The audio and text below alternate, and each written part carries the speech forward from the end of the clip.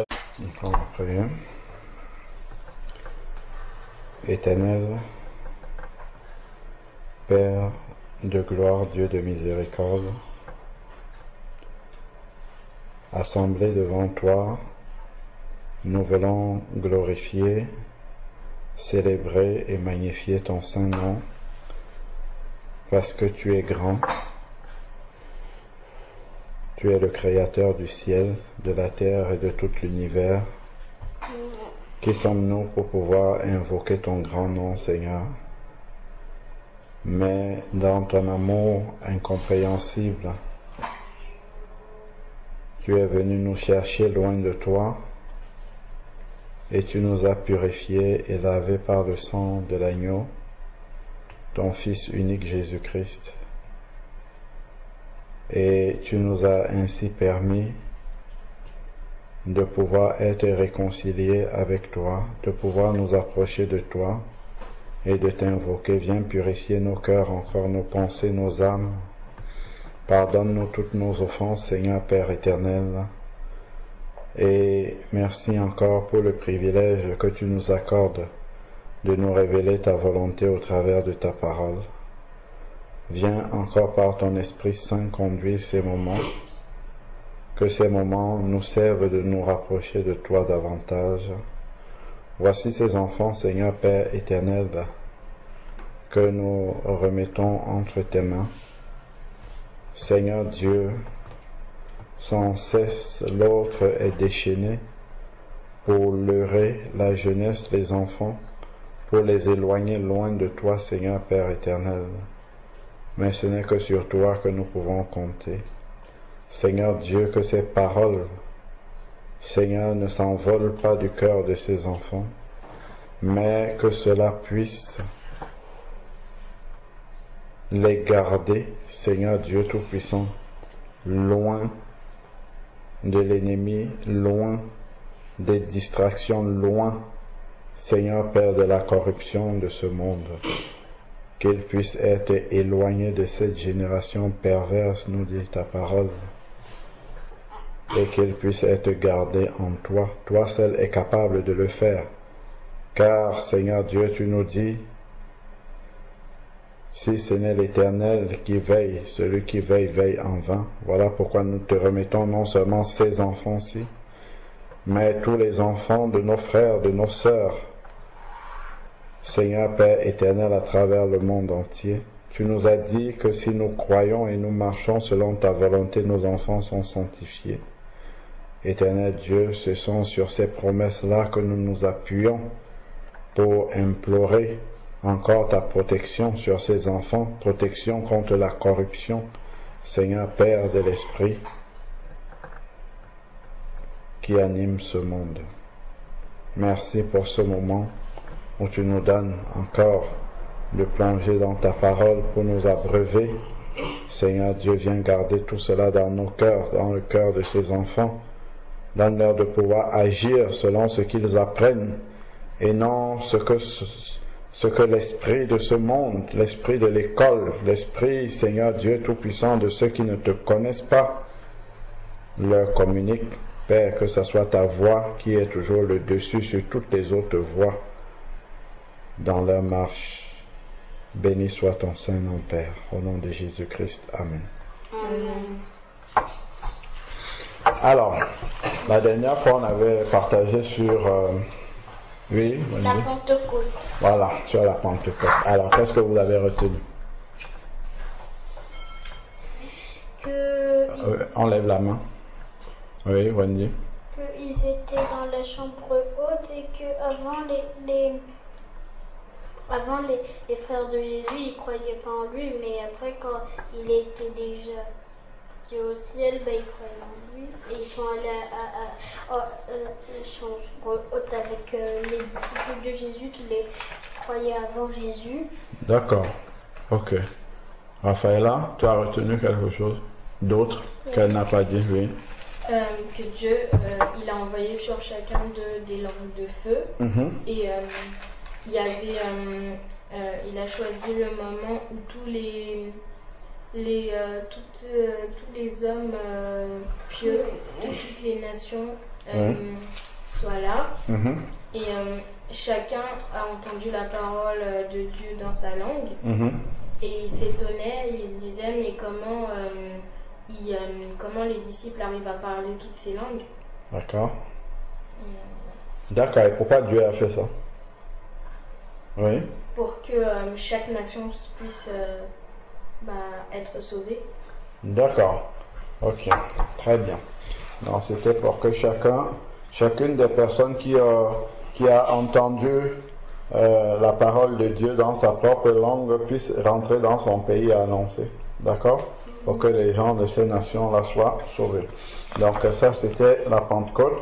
Bon, on avait vu un peu l'ascension aussi, on a parlé un peu du retour de Jésus, comment il va poser ses pieds sur le mont des Oliviers, mais c'était pas ça. L'objectif. Ok? Donc c'était sur la Pentecôte. Donc c'était dans quel chapitre déjà?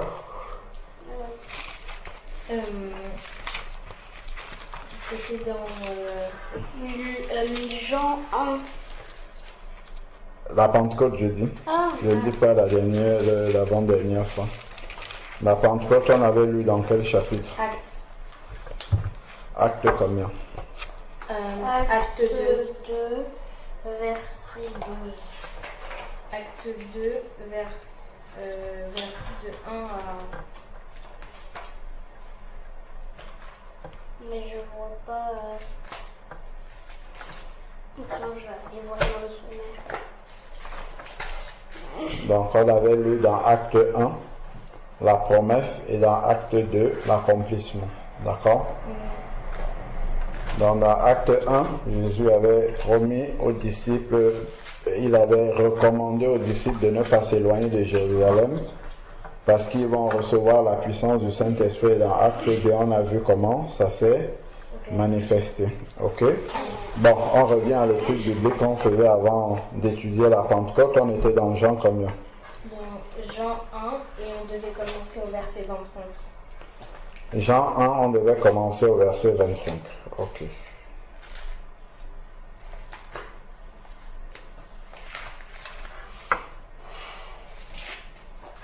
Bon, donc les Juifs avaient envoyé des pharisiens pour poser la question à Jean le Baptiste, vous vous rappelez? Et il lui avait demandé qui es-tu? Es-tu le Messie? Ainsi de suite. Et on avait dit que même dans notre propre vie, les gens ou les circonstances vont nous poser cette question-là, qui es-tu? Et par notre manière de parler, notre manière d'être, nous devons révéler qui nous sommes, c'est-à-dire des enfants de Dieu, au travers de notre manière de parler et de notre manière d'être. D'accord? Oui. C'est ce qu'on avait dit. Oui, Wendy, tu veux dire quelque chose? On est dimanche combien? On est dimanche combien? C'est le 30. Hein? Bon, ok. Donc on doit poursuivre dans Jean chapitre 1, verset 25. Donc Raphaëla, tu vas lire. Dans vous notez Jean 1, verset 25 tiré, et puis on va voir où est-ce qu'on va s'arrêter après. Ok? Oui.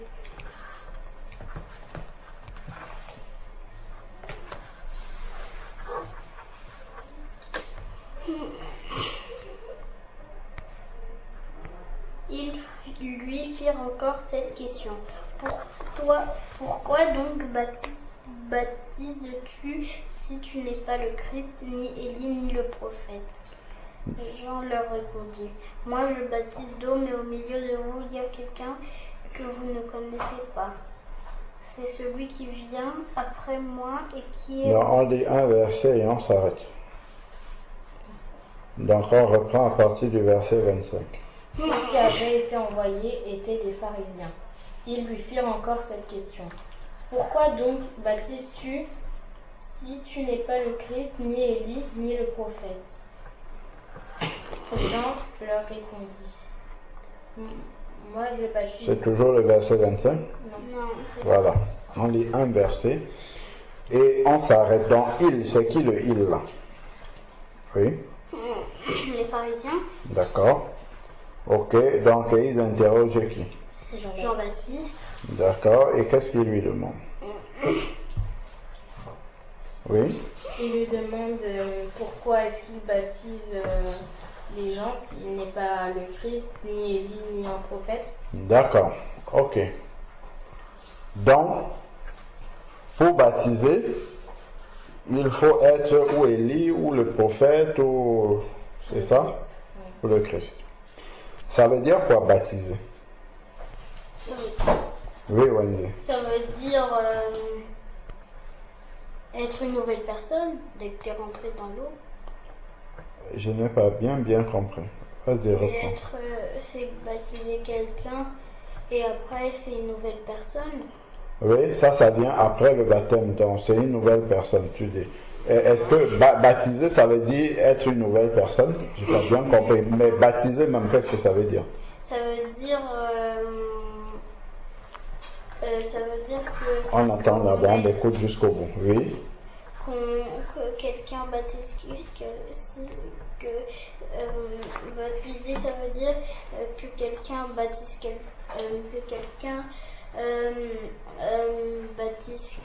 que quelqu'un baptise une personne. Oui, et qu'est-ce que ça veut dire baptiser, justement? Ça veut dire qu'il entre dans l'eau. Ah, il entre dans l'eau. Qui entre dans l'eau? Celui qui a donné sa vie à Jésus. Oui, celui qui a donné sa vie à Jésus entre dans l'eau, c'est ça? Tout seul? Non, Oui. il entre avec Dieu. Non. Oui.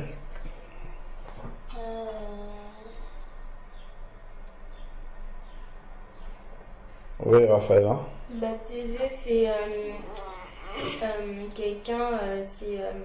quelqu'un qui plonge dans l'eau, la personne qui doit se faire baptiser. D'accord. Donc, baptiser, c'est quelqu'un qui plonge dans l'eau, quelqu'un qui veut se faire baptiser. D'accord, ok. Donc, baptiser, ça veut dire plonger dans. D'accord? Donc, baptiser quelqu'un, c'est prendre cette personne-là et la plonger dans l'eau. Mais il y a quelque chose qui est important que Wendy a dit, c'est quelqu'un qui a donné sa vie à Jésus. Parce que si je vois quelqu'un qui passe là dans la rue, je le plonge dans l'eau, je ne l'ai pas baptisé. D'accord? Baptisé, il faut qu'il ait donné sa vie à Jésus avant. Ok? Et c'est quoi donner sa vie à Jésus? Ça veut dire quoi? Ça veut dire le suivre jusqu'à la fin de sa vie.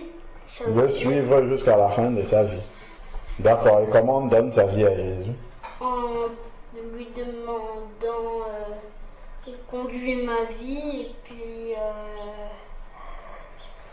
En lui demandant de conduire notre vie. D'accord. C'est comme ça qu'on donne sa vie à Jésus. D'accord. Raphaëla? En demandant aussi d'être notre Seigneur et notre Sauveur. En demandant d'être notre Seigneur et Sauveur. Oui, Wendy. aussi en demandant que c'est lui maintenant que c'est lui qui contrôle notre vie. Que c'est lui qui contrôle notre vie. Oui. Qui soit notre maître. Qui soit notre maître, oui. Qu'il nous aide à le servir jusqu'à la fin de notre vie. D'accord, ok. Donc, si je vois, si quelqu'un qui est un ancien tueur, par exemple, il a tué beaucoup de personnes, il vient seulement et dit Jésus, je veux que tu conduis ma vie, c'est bon? Non. Qu'est-ce qu'il y a? Il doit vraiment, Oui, Wendy. il doit vraiment prier sincèrement. Ah, il doit prier sincèrement, ok, oui. Et faire pas une prière vite fait comme ça. Pas une prière vite fait, d'accord, ok. C'est bon? Oui, Raphaël. Il doit aussi demander pardon pour tout ce qu'il a fait. Voilà. Et comment on appelle? Répandre de ses péchés. Voilà, parfait. Donc, il doit se Repentir de ses péchés. très bien. Et ensuite, accepter Jésus, comme vous avez dit, et demander à Jésus de conduire sa vie. D'accord? Et après ça, maintenant, on peut le... Baptisé. Oui, on va le plonger dans l'eau. D'accord? Pourquoi on le plonge dans l'eau? Ça sert à quoi? Pour que. Oui? Pour pour, pour que, pour que son ancienne vie Oui. reste dans l'eau. Pour que son ancienne vie reste dans l'eau. Très bien. Donc, tout à l'heure, tu as dit quand il entre dans l'eau, il entre avec Dieu. Ce n'était pas faux. Physiquement, il entre avec quelqu'un, mais spirituellement, il entre aussi avec Dieu. D'accord? Parce que c'est Dieu qui va faire que son ancienne vie reste dans l'eau. D'accord? Très bien. C'est très très bien. Et est-ce qu'un enfant, donc, peut baptiser un enfant? Non. Pourquoi? Parce qu'il n'a pas donné sa vie à Jésus, il n'est pas, comment on dit, il n'est pas bon du Seigneur. Il n'est pas? Il n'a pas donné sa vie à Jésus. Pourquoi un enfant n'a pas donné sa vie à Jésus? Parce que c'est Un trop bébé. tôt. C'est trop tôt. D'accord. Qu'est-ce qui fait qu'il ne peut pas donner sa vie à Jésus? C'est un enfant. Oui, c'est un enfant, d'accord, oui, mais pourquoi un enfant ne peut pas, oui? Parce qu'il n'a pas encore conscience de ses péchés. D'accord, parce qu'il n'a pas encore conscience de ses péchés. Donc, il n'est pas conscient de ce qu'il fait mal. D'accord? Voilà. Donc, c'est pour cette raison. Ok. Donc, on a dit, pourquoi baptises-tu? Donc, Jean, on disait souvent Jean le Baptiste parce qu'il baptisait beaucoup de personnes. Ok? Ok, donc on va avancer. Donc, on en était au verset 26. Donc, qui lisait? Moi. Wendy, tu vas continuer à partir de quand je vais te dire. Donc, verset 26, Raphaël, poursuit. S'il te Jean plaît. leur répondit, moi je baptise d'eau, mais au milieu de vous, il y a quelqu'un que vous ne connaissez pas. C'est celui qui vient après moi et qui... D'accord, verset par verset. Jean leur répondit, moi je baptise d'eau, mais au milieu de vous, il y a quelqu'un que vous ne connaissez pas. Il parlait de qui? Oui, Wendy. Jésus. Très bien, il parlait de Jésus. Donc, il est venu pour faire le travail avant que Jésus ne commence. Ok? Donc, il est venu préparer le peuple pour accueillir Jésus.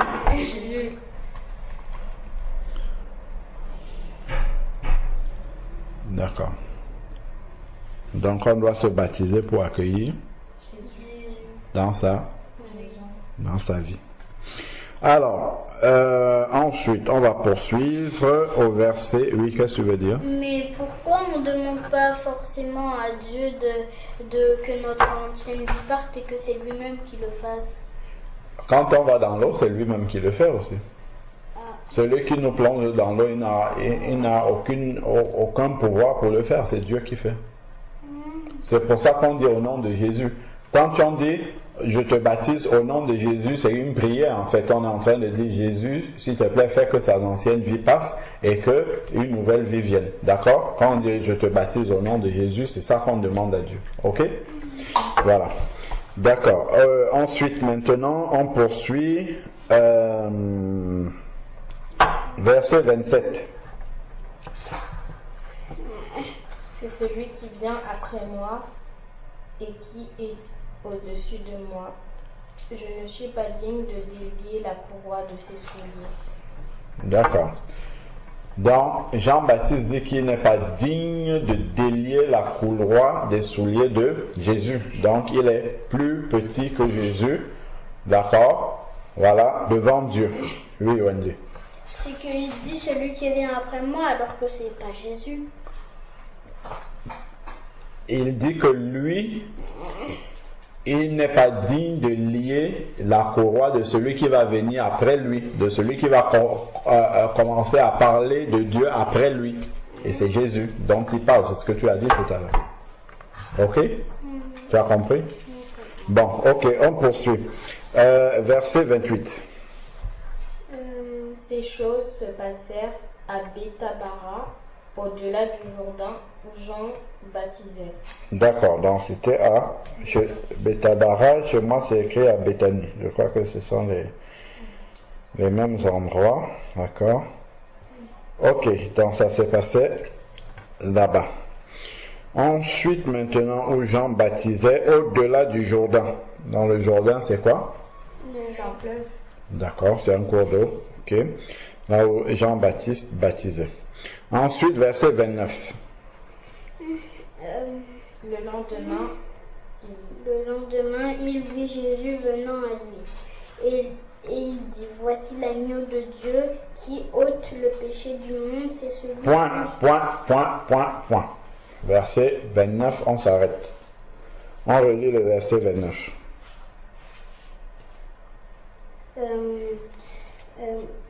Le lendemain, il vit Jésus venant à lui et il dit, voici l'agneau de Dieu qui ôte les péchés du monde. Arrêtons là. Le lendemain, il vit qui? Jésus, D'accord, ça veut dire quoi Jésus? Sauveur, Seigneur. Sauveur loin de Dieu. Loin de Dieu, c'est Christ. Jésus, c'est? Sauveur. Très bien. Dieu. Alors, pourquoi nous pouvons dire ça?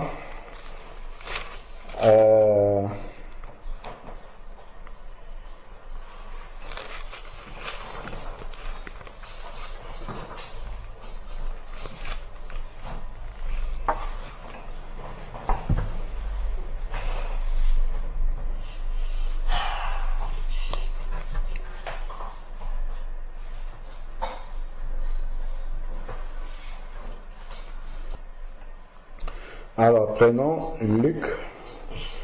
Dans Luc, chapitre 2, verset 9. Luc, chapitre 2, on lit versets 9 à 11.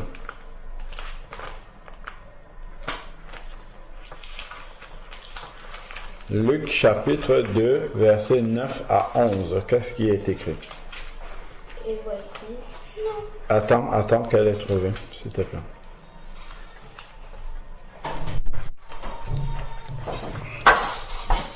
Bon, Raphaëla, Luc, c'est Raphaëla qui lit. Luc chapitre 2, verset 9. Et voici, un ange du Seigneur leur apparut, et la gloire du Seigneur resplendit autour d'eux. Ils furent saisis d'une grande frayeur. Mais l'ange leur dit, ne craignez point, car je vous annonce une bonne nouvelle qui sera pour tout le peuple le sujet d'une grande joie. C'est aujourd'hui dans la ville de David, il vous est né un sauveur qui est le Christ. D'accord? Oui. Ça, c'est l'explication du nom de Jésus-Christ. Un sauveur qui est le? Christ le Seigneur. Voilà. Donc, un sauveur, c'est Jésus. Qui est le Christ? C'est Christ. Donc, Jésus-Christ. Donc, Jésus, c'est sauveur et Christ. D'accord? Et Christ, ailleurs, on nous explique que c'est loin de Dieu. Ok? Ok. Bon. Donc, ça, c'était juste qui est Jésus. Revenons dans Jean. Nous étions en train de lire Jean.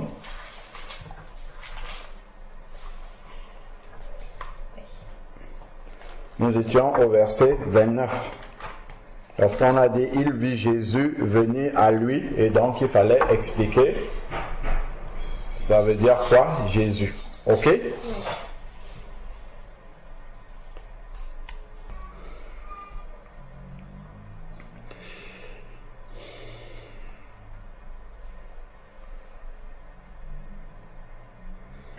Donc au verset 29, il est dit, le lendemain, il vit Jésus venir à lui et dit. Donc Jésus vient à qui? Oui. Jean-Baptiste. D'accord. Et qu'est-ce qu'il va dire Jean-Baptiste?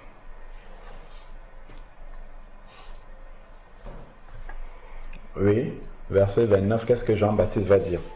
Voici l'agneau de Dieu qui ôte le péché du monde. Ouais. À quoi servait l'agneau dans l'Ancien Testament? Oui. Oui, Wendy. À faire des sacrifices à Dieu. À faire des sacrifices à Dieu. D'accord. Ok. Et Souvent, ces sacrifices-là, c'était pourquoi on offrait des sacrifices pour parfois. Parce que Dieu le demandait, parce qu'il il devait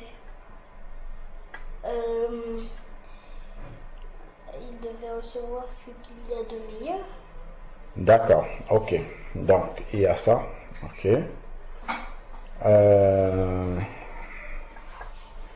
On va garder un doigt dessus. On va aller voir quelque chose. Allons dans le livre de Genèse chapitre 2. Ok. Genèse au chapitre 2.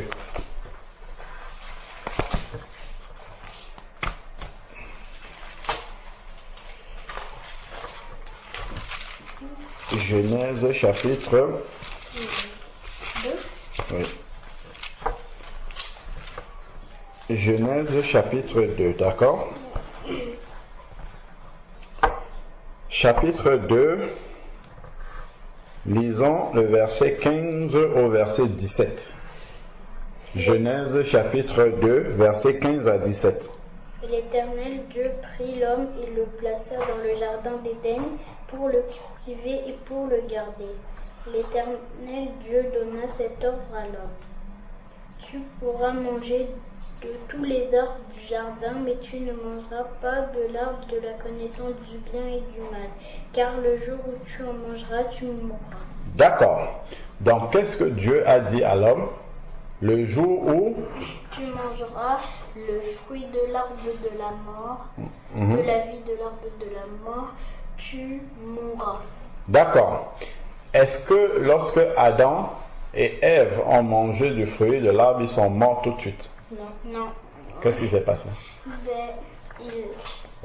Il a d'abord dit, après ils ont vu qu'ils étaient nus, et après ils se sont cachés avec des feuilles, et après Dieu a parlé à Adam, il a dit, Adam, où es-tu? Et après il a dit pourquoi tu tes feuilles, et après il avait dit que c'est parce qu'il était nu, et après Dieu il avait dit qui t'a dit que tu étais nu? Après il a dit que après il a expliqué que Ève lui avait donné le fruit pour le manger, et après il a appelé Ève, et après il a dit pourquoi tu as mangé le fruit, et après elle a dit que c'est le serpent qui le lui a donné, après il a maudit le serpent, l'homme. D'accord. Ok, Raphaëla, tu voulais rajouter quelque chose? Ok. Bon, allons dans Genèse, très bien Wendy, c'est très très bien. Allons dans Genèse 3. Donc Wendy nous a déjà tout raconté ce qui s'est passé. Dans Genèse chapitre 3.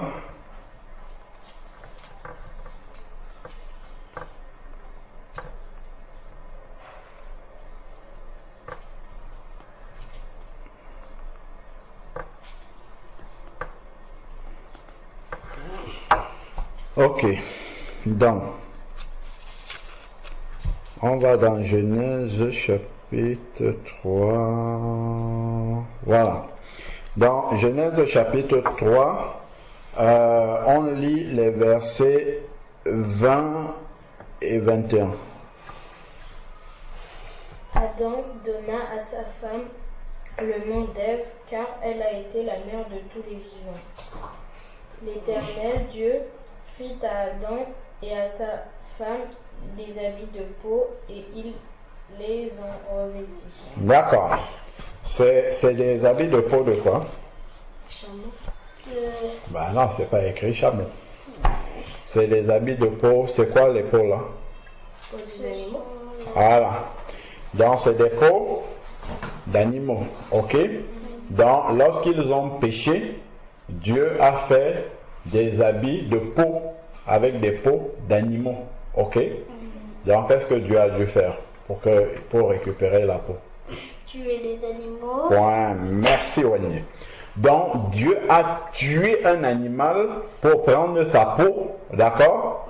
Et revêtir Adam et Ève. D'accord. Ok. Aujourd'hui, malheureusement, il y a une expression, quand on veut dire qu'on a tué quelqu'un, on dit qu'on lui a fait la peau. D'accord? Vous avez déjà entendu cette expression-là? Bon, ok. Donc, ici, c'est pas grave. Donc, Dieu a tué un animal et il a pris sa peau pour couvrir Adam et Ève. Donc, Adam et Ève ne sont pas morts immédiatement. D'accord? Ils vont mourir plus tard, mais immédiatement, quand ils ont péché, il a fallu qu'un animal meure. D'accord? Et il a pris la peau de cet animal-là pour revêtir Adam et Ève, pour mettre sur eux, pour couvrir leur nudité. D'accord? Donc, l'animal qui est mort, en fait, est mort à la place de Adam et Ève dès le début. D'accord? Parce que Dieu avait dit le jour où tu en mangeras, tu mourras. D'accord? Donc Adam et Ève ne sont pas morts tout de suite, mais ils vont mourir un peu plus tard. D'accord? Mais immédiatement, il a fallu qu'un animal meure. D'accord? Pour que Dieu récupère la peau et qu'il fasse des vêtements à Adam et Ève. D'accord? Donc les animaux là sont morts à la place de Adam et Ève. En attendant qu'eux ils vont mourir plus tard. Ok? Donc, nous revenons dans Jean, c'était pour nous expliquer pourquoi il est dit, voici l'agneau de Dieu qui ôte le péché du monde. D'accord? Donc, dans l'Ancien Testament, tu nous as dit, Wendy, que les animaux étaient égorgés aussi pour faire des sacrifices à Dieu. Et parmi ces sacrifices-là, il y avait des sacrifices pour le péché, parce que le peuple avait péché contre Dieu. D'accord? Et offrir ces animaux-là permettait de... Il y a une expression qu'on utilise dans la Bible, expier le péché. C'est cacher le péché devant Dieu. D'accord? Donc, le sang des animaux permettait de cacher le péché devant Dieu. Comme la peau que Dieu a mis autour de la nudité de Adam et Ève permettait de cacher leur nudité. D'accord? Donc, Jésus, lui, n'est pas venu pour couvrir les péchés, mais il est venu pour ôter. Ça veut dire quoi, ôter le péché du monde? Ça veut dire enlever le péché. Très bien. Il est venu pour enlever le péché du monde. D'accord? Parce que lui, il est saint et sans péché. Donc, voici l'agneau de Dieu. Donc, l'agneau, c'était l'animal qui était offert pour le péché. D'accord? À Dieu. Donc, Jésus est venu pour s'offrir lui-même. D'accord? Pour que le péché soit enlevé du monde. Oui. Et c'est comme quand on tuait les agneaux, ben là ils étaient morts et c'est Jésus qui a mouru à la croix comme ça. Voilà. Très bien. Dans les agneaux qui ont été tués avant, ou les animaux qui ont été tués avant pour le péché, c'était pour annoncer plus tard que Jésus va mourir pour le péché. Ok?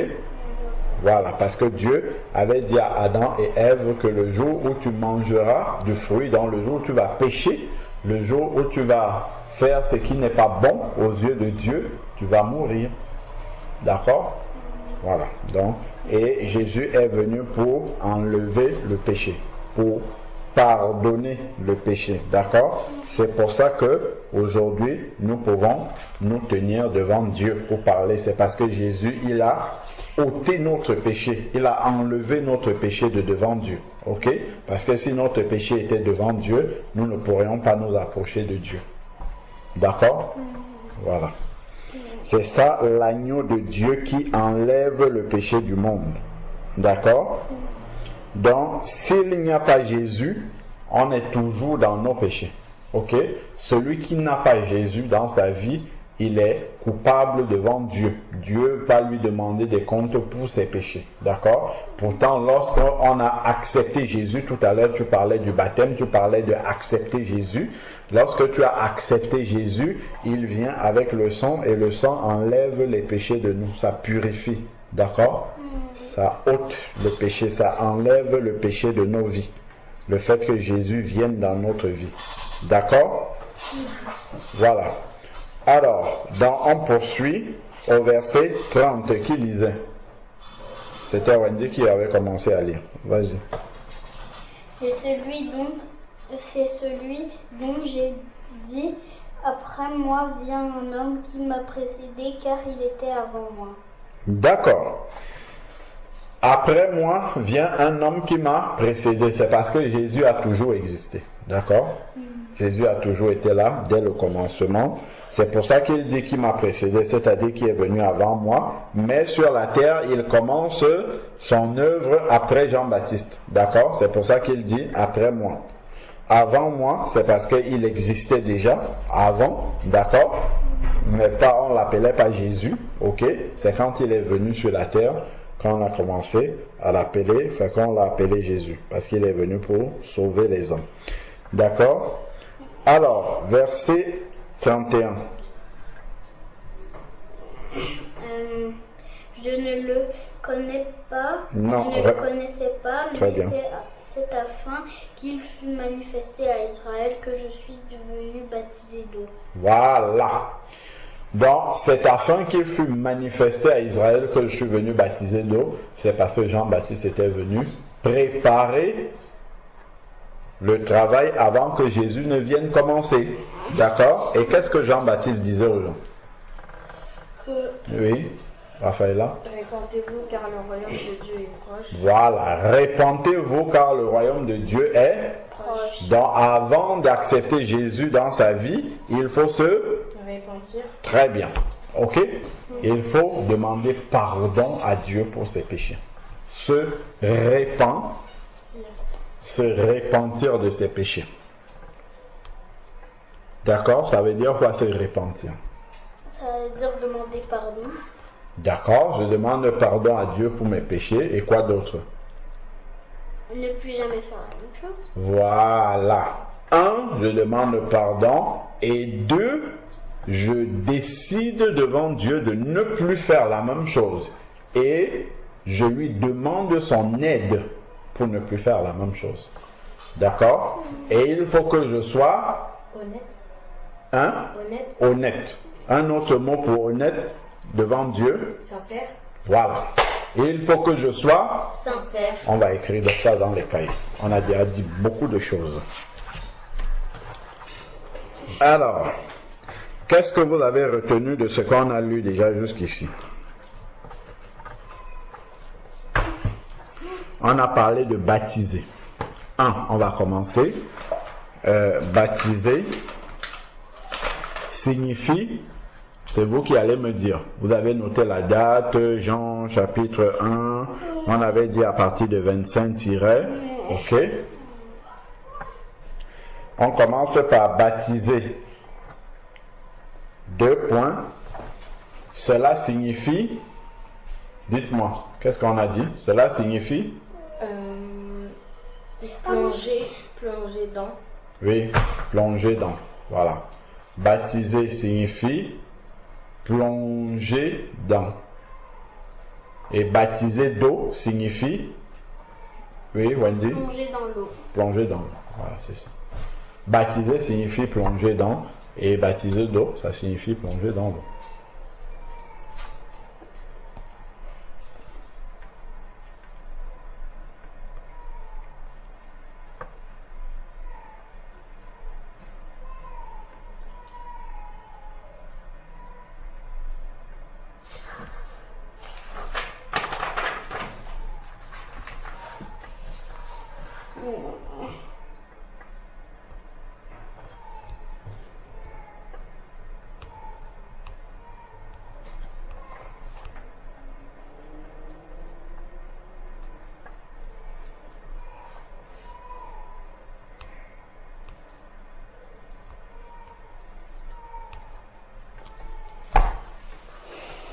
C'est bon? Donc, baptiser, ça signifie plonger dans l'eau. Donc, on a dit verset 26. Vous pouvez mettre V26. C'est là qui parle de baptiser. V26.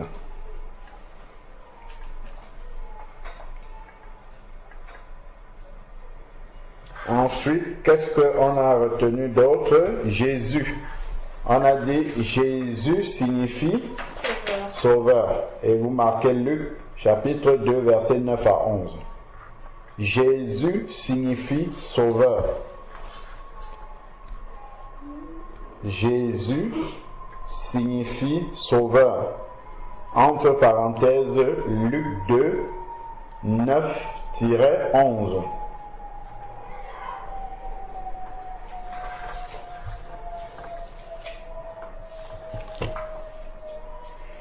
Jésus signifie sauveur, entre parenthèses, Luc 2, 9 à 11.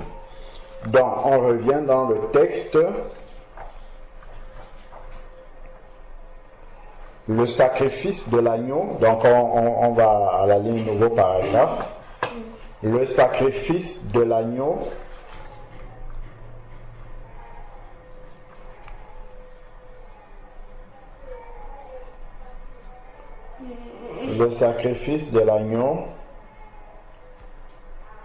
est pour le pardon des péchés. On va noter ça comme ça.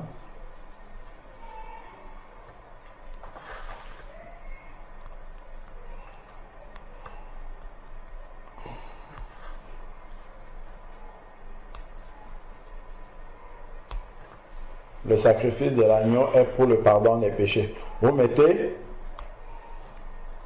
on doit tuer un animal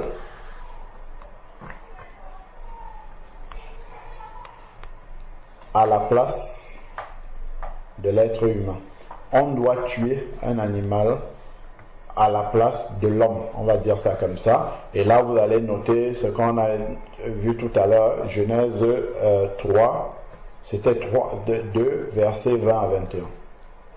Genèse 3, 20. C'est plutôt Genèse 3, pardon, excusez-moi. Genèse 3, versets 20 à 21.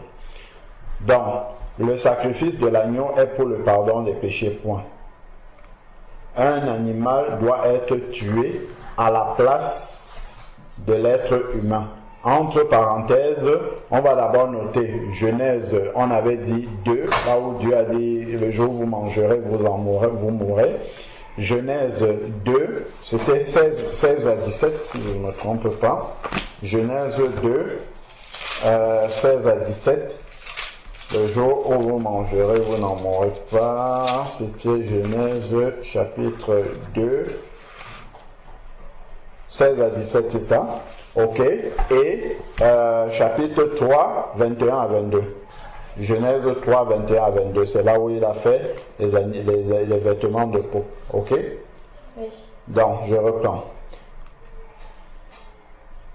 reprends. Le sacrifice de l'agneau est pour le pardon des péchés. Point. Ensuite, un animal doit être tué à la place de l'être humain. Ok? Pour le pardon des péchés. Entre parenthèses, Genèse 2, verset 16-17 et Genèse 3, verset 20 à 21. Point. Ok? Oui. Après V16, c'est quoi? Après V16 à 17. 17. V16 à 17. Et ensuite, il y a Genèse 3, verset 20 à 21. D'accord? Ok, donc là, on a vu baptiser, on a vu Jésus, on est en train de voir l'agneau de Dieu qui ôte le péché du monde. Ok? Donc là, on a parlé de l'animal, maintenant on dit Jésus, voilà, L'agneau. on note maintenant lui.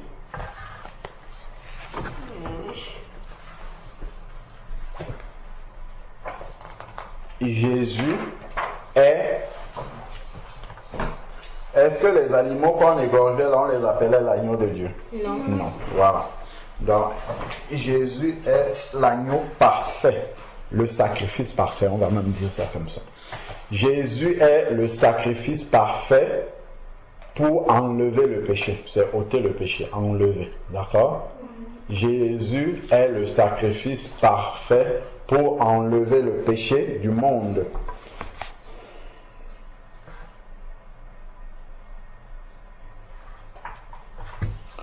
Jésus est le sacrifice parfait pour enlever le péché du monde. dans entre parenthèses V 29. Ok. V29. Jésus est le sacrifice parfait pour enlever le péché du monde. V29. C'est pourquoi il faut l'accepter dans sa vie pour avoir ses péchés pardonnés. D'accord? C'est pourquoi il faut l'accepter dans sa vie pour avoir ses péchés pardonnés. Vous avez compris? C'est pourquoi il faut l'accepter dans sa vie pour avoir ses péchés. C'est celui qui l'accepte, hein, les péchés de celui qui l'accepte. Pour avoir ses péchés pardonnés.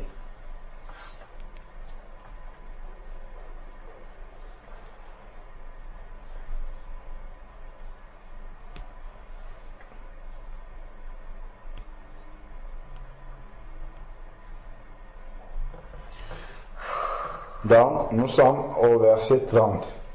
Donc, vous allez mettre au début, là où on avait mis Jean 1, vous aviez marqué 25, vous mettez tiret 30. On va s'arrêter là. C'était au début, vous aviez marqué Jean 1, 25, tiret 30. D'accord? Vous avez compris donc pourquoi on doit accepter Jésus dans sa vie? Parce que si quelqu'un n'accepte pas Jésus dans sa vie, ses péchés ne sont pas pardonnés. Vous comprenez donc pourquoi les hommes, peu importe leur religion, ils doivent accepter Jésus, parce que celui qui n'accepte pas Jésus, ses péchés ne sont pas pardonnés. Peu importe la religion dans laquelle il est. Ok? Voilà. Parce que la religion ne pardonne pas les péchés. C'est Jésus qui pardonne les péchés. Ok? Voilà. Quel sujet de prière vous pouvez tirer de ce que nous avons partagé? Oui, Wendy. Demander à Dieu de nous pardonner nos péchés. Demander à Dieu de nous pardonner nos péchés. Oui. Demander à Dieu qu'il nous aide à prier sincèrement pour... Voilà, demander à Dieu de nous aider à prier sincèrement. D'accord. Normalement, c'est nous qui prenons la décision d'être sincères. Parce que si je viens devant Dieu, je dis des paroles, moi-même je sais si je suis sincère ou pas. D'accord? Parce que si je demande sincèrement à Dieu de m'aider à ne plus faire les péchés, ça veut dire que quelque part, j'ai pris l'engagement de ne plus le faire, d'accord? Mais si je viens déjà et que je n'ai pas pris l'engagement dans mon cœur de ne plus le faire, je ne serai pas sincère. Je peux venir, Raphaëla, pardonne-moi parce que j'ai marché sur ton pied, mais comme je ne suis pas sincère, la minute d'après, je vais encore remarcher sur son pied. Ça montre que je n'étais pas sincère, vous décidez, ok? Voilà. Donc, on doit être sincère devant Dieu. D'accord? Voilà, donc, deux sujets de Prière. Ok. Bon. Qui prend quel sujet? Moi, je prends le sujet Oui. d'être sincère. D'être sincère, Raphaëla, tu prends l'autre sujet, c'est qu'il nous pardonne nos péchés. Allons-y. Wendy commence. Seigneur, je te prie pour que tu nous aides à être sincères et qu'on puisse décider à le faire. Amen. Et que tu puisses nous aider pour faire tout ce que tu nous demandes. Amen. Au nom de Jésus-Christ. Amen. Amen. Seigneur, je te prie, Seigneur, pour la parole que nous venons d'entendre, fait qu'elle puisse rester gravée dans notre cœur et qu'elle ne s'envole pas. Amen. Je te prie, Seigneur, pour qu'on puisse